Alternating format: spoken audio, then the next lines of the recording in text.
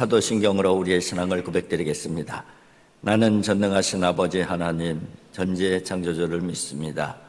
나는 그의 유일하신 아들 우리 주 예수 그리스도를 믿습니다.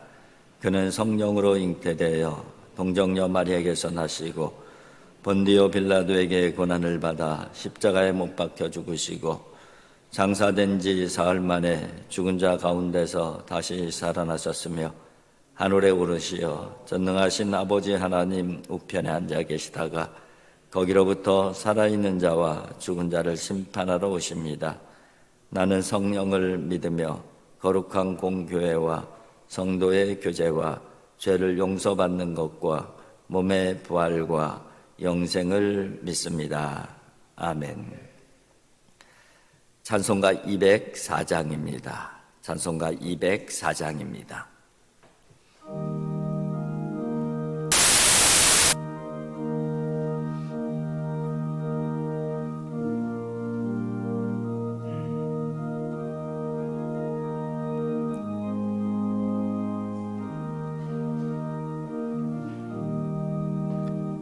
주의 말씀 듣고서 준행하는 자는 반석 위에 터닫고 집을 지음 같아. 물이 나고 놀라고 사람 부딪혀도 반석 위에 세운 집 무너지지 않네. 잘 짓고 잘 짓세 우리 집 잘 짓세. 만세 반석 위에다 우리 집 잘 짓세. 주의 말씀 듣고도 행치 않는 자는 모래 위에 터닫고 집을 지음 같아. 비가 오고 물나며 바람 부딪혀도 모래 위에 세운 집 그게 무너지네. 잘 짓고 잘 짓세 우리 집 잘 짓세. 만세 반석 위에다 우리 집 잘 짓세. 세상 모든 사람들 집을 짓는 자니 반석 위가 아니면 모래 위에 짓네.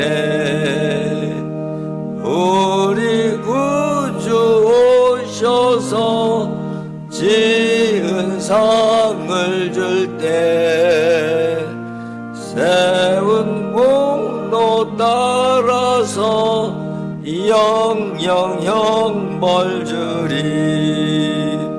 잘 짓고 잘 짓세 우리 집 잘 짓세. 만세 반석 위에다 우리 집 잘 짓세.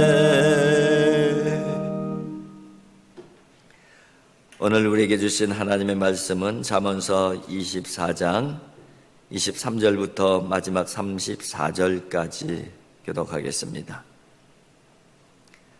잠언서 24장 23절부터 마지막 절까지입니다. 23절입니다. 이것도 지혜로운 자들의 말씀이라. 재판할 때에 낯을 보아주는 것이 옳지 못하니라.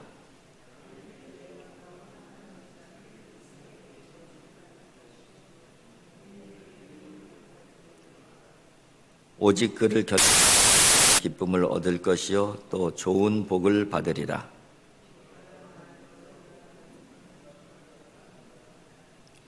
내 일을 밖에서 다스리며 너를 위하여 밭에서 준비하고 그 후에 내 집을 세울지니라.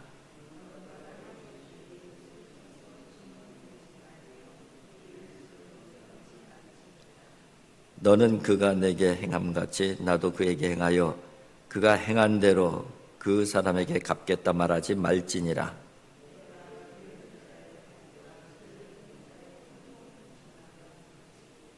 가시던 뿔이 그 전무에 퍼졌으며 그 지면이 거친 풀로 덮였고 돌담이 무너져 있기로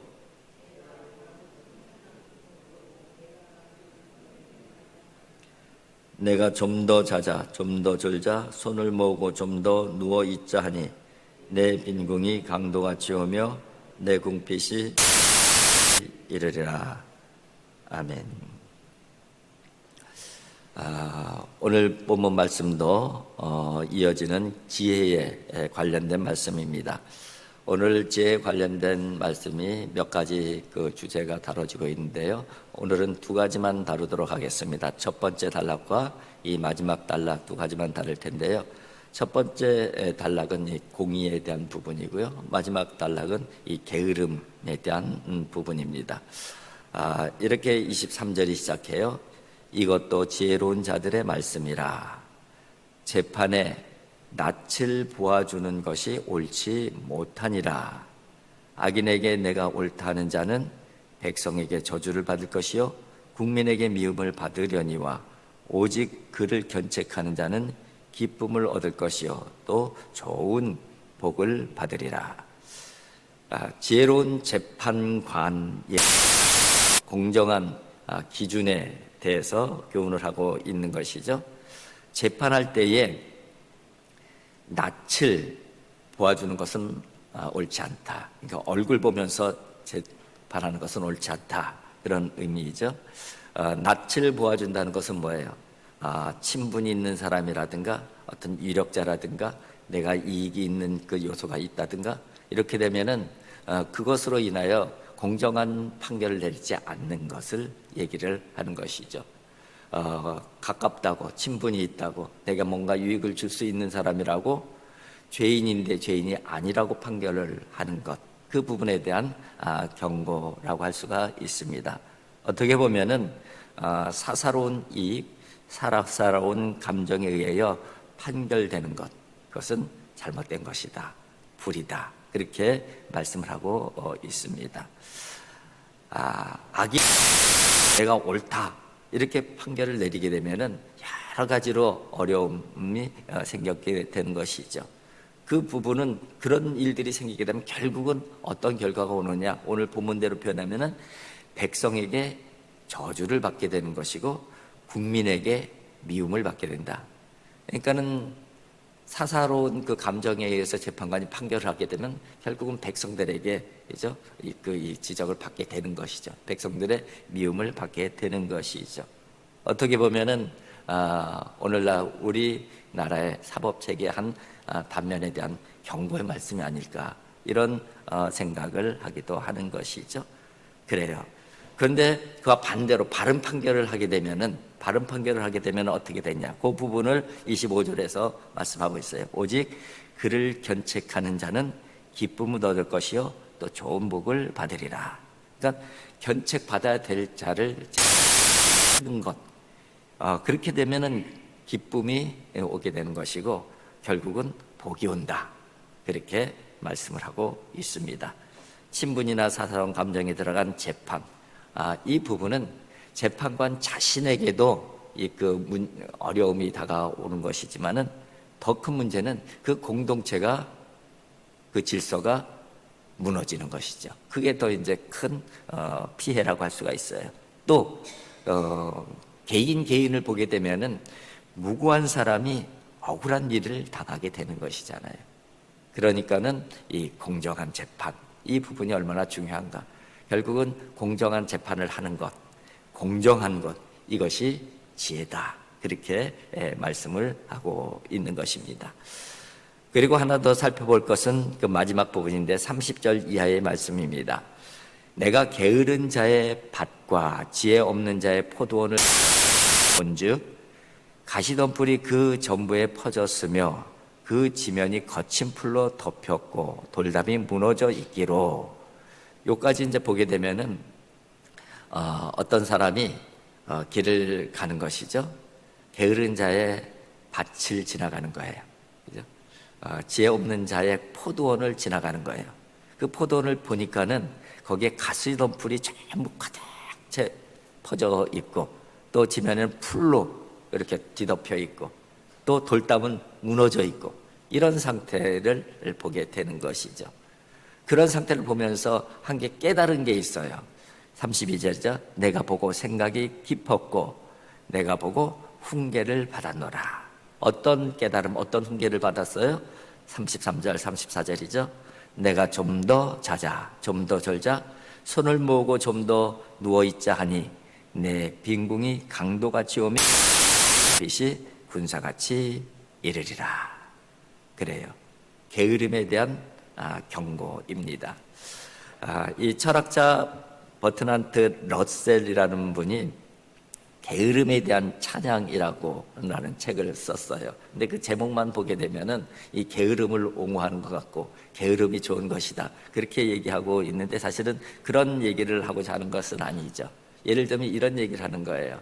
우리가 하루에 8시간을 노동을 해야 된다고 하면은 열심히 부지런히 일을 해서 한 4시간 정도에 끝내고 나머지 4시간 정도는 이 고급 문화를 즐기는 것이 중요하다. 그런 얘기를 하는 거예요. 예를 들자면 좋은 운동을 한다든가 아니면 예술을 즐긴다든가.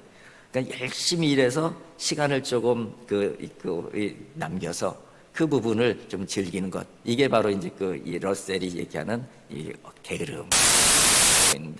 근데 오늘 본문에는 그런 종류의 그 게으름이 아니죠. 정말 이거는 망하는 게으름이에요. 그죠? 이런 게으름은 있어서는 안 되는 것이죠. 그런데 이 게으름에는 여러 가지 종류의 게으름들이 있어요. 근데 첫 번째 생각할 수 있는 게으름은 뭐냐면은 할 수 있는 일을 하지 않는 것. 또 해야만 하는 일을 하지 않는 것. 이것이 게으름의 하나의 종류라고 할 수가 있습니다. 마치 달란트 비유에서 나오는, 그죠? 한 달란트 받은 그런 사람들처럼 이건 반드시 해야 되는 일이야. 근데 하질 않아. 그죠? 이 부분은 내가 할 수 있는 일이 하면은 그럼에도 불구하고 하지 않아. 이것은 정말 게으름이라고 할 수가 있는 것이죠. 이런 사람에게 적용되는 말씀이 어떤 말씀이에요? 내가 좀 더 자자, 좀 더 들자, 손을 모으고 좀 더 눕자 하니 내 빈궁이 강도같이 오며 내 궁핍이 군사같이. 또 이런 것도 게으름이라고 할 수가 있습니다. 하긴 하는데 자꾸 지연하는 거예요. 그죠? 그때 제때에 해야 되는데 제때 하지 않았고 미루는 거예요. 그럼 나중에라도 하면 되지. 물론 나중에라도 하면 되겠는데 기회라는 것은 타이밍이라는 것이 있잖아요. 그때 안 하게 되면은 손해나는 경우가 많잖아요. 그때 안 하게 되면은 변질되는 경우가 많잖아요. 음식물도 그렇잖아요. 따끈따끈할 때 바로 할 때, 그죠? 뭐가 제 맛을 늘 수가 있는데 그것이 시간이 지나게 되면은 식고 맛이 없게 되는 것이고 더 시간이 지나게 되면은 상하고 먹을 수 없는 상황이 되는 것이잖아요. 그러니까는 이 게으름 중에 하나는 뭐냐면 지금 해야 되는데 미루는 것. 이것이 또 하나의 게으름의 내용이라고 할 수가 있습니다. 오늘 해야 될 일은 오늘 하고, 그죠? 그리고 오늘 꼭 반드시 끝내놔야 되는 바로 지혜이고 또 부지런함이다. 그렇게 얘기를 할 수가 있는 것입니다. 또 게으름이라는 것이 이런 부분들도 게으름이라고 할 수가 있는 것 같아요. 내가 해야 되는데 남에게 미루는 것, 그죠? 내가 반드시 해야 되는데 내가 좀 시킬 수 있는 사람한테 시킨다든가 이런 것들도 이제 게으름의 종류라고 할 수가 있습니다. 이런 부분들은 사실은 내가 해야지만이 내 실력이 늘고 내 경험이 늘어나고 그래서 결국은 내 스스로 이룰 수 있고 내 스스로 성공할 수 있는 것인데 자꾸 누가 해주고 누구에게 맡기고 이런 버릇을 하게 되면은 이 다른 어떤 형태의 게으름이 생겨지는 것이죠. 결국은 내가 할 수 없게 되는 것이고, 내가 능력이 없는 사람이 되는 것이고, 내가 이룰 수 없는 사람이 되어지게 되는 것이죠. 그래서 내가 해야 될 일을 남에게 미루는 것, 이것도 하나의 내용이라고 할 수가 있는 것입니다. 자꾸 미루다 보게 되면은 나는 아무것도 할 수 없는 것이고 바보처럼 되어질 수가 있는 것이죠. 그래요.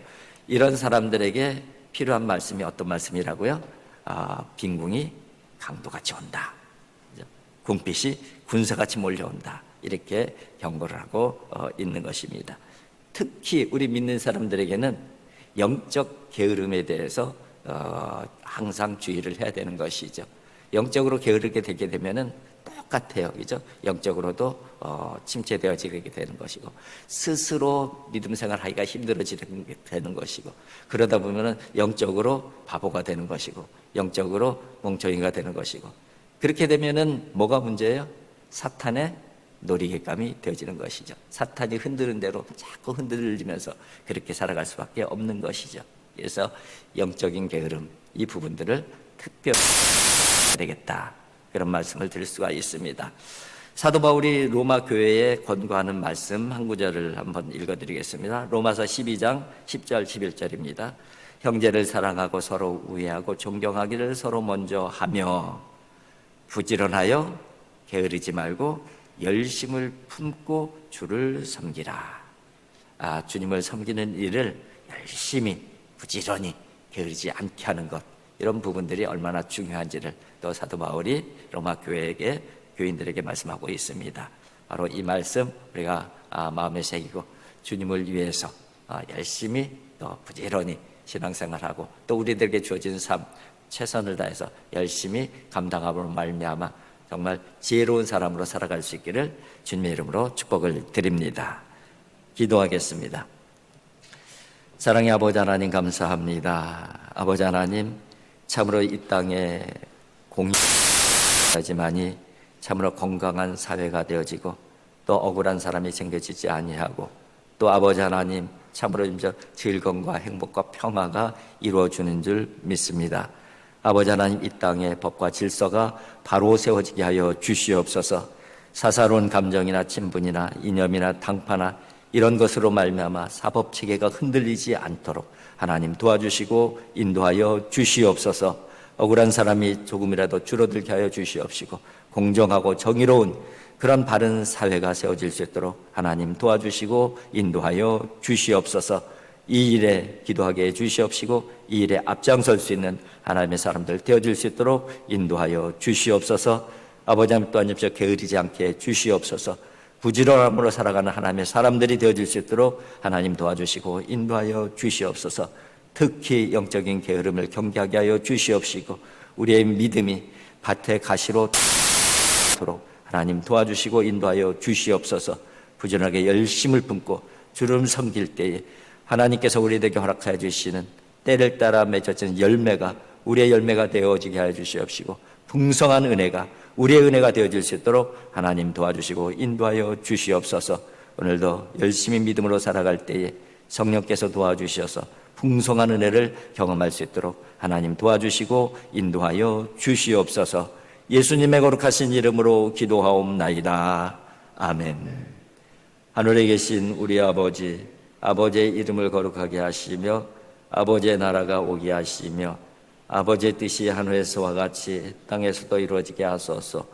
오늘 우리에게 일용할 양식을 주시고 우리가 우리에게 잘못한 사람을 용서하여 준 것 같이 우리 죄를 용서해 주시고 우리를 시험에 빠지지 않게 하시고 악에서 구하소서. 나라와 권능과 영광 영원히 아버지의 것입니다. 아멘.